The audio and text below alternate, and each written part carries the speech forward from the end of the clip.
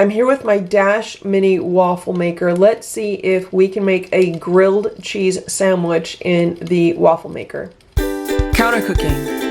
No kitchen, no problem. So this is what I have for my grilled cheese sandwich. I have a slice of sourdough bread. You can use any kind of bread that you want.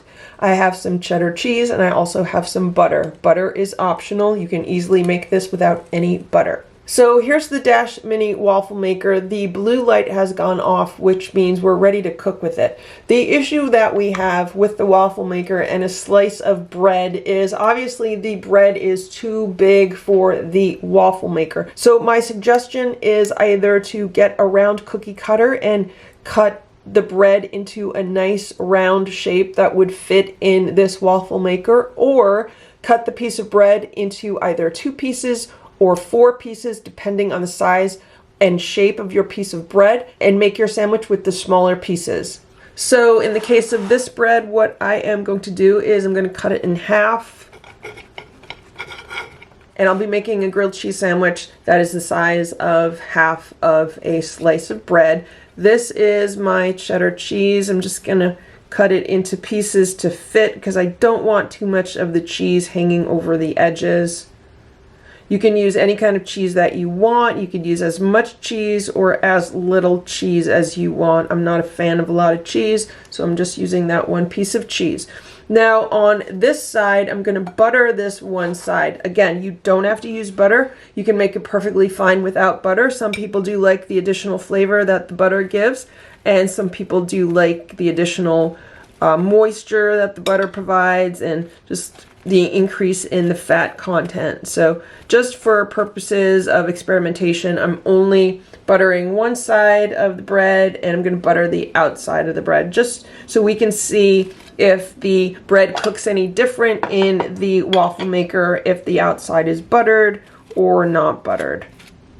When I did this with the Dash Mini Griddle, it did not make a difference whether the outside was buttered or not. So here's the waffle maker, and what I am going to do is I'm going to put the sandwich in with the cut side toward the hinge, because that side of the bread will cook faster than this side of the bread. I just find it easier. It'll close better, and I'm going to push it down a little bit to get it started. I'm going to let this cook for about 3 minutes, and then I'll be back. This is what the waffle maker looks like from the side, and you can see that the side closer to the hinge closes more than the side farther away from the hinge. So the side closer to the hinge will be hotter and it will cook faster than the other side. So that's why after a few minutes we are going to turn the sandwich around.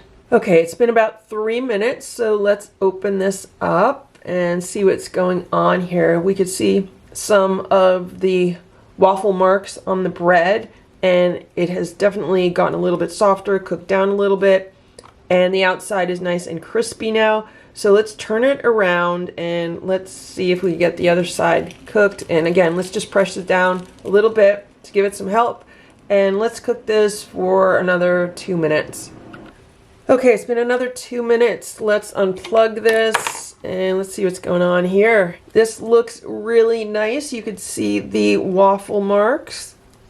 So this is the top with the butter, and then this is the bottom without the butter. You can't see the waffle marks as well without the butter. You can see some browning.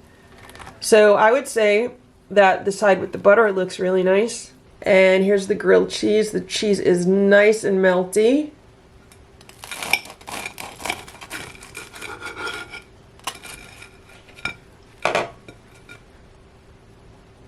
This looks really good. So now let's taste this. The bread is nice and crisp. It's kind of weird because it has all these ridges in it. And the cheese is very nicely melted. And you can see the butter is leaving my fingers a bit greasy. But it is nice having a little bit of butter.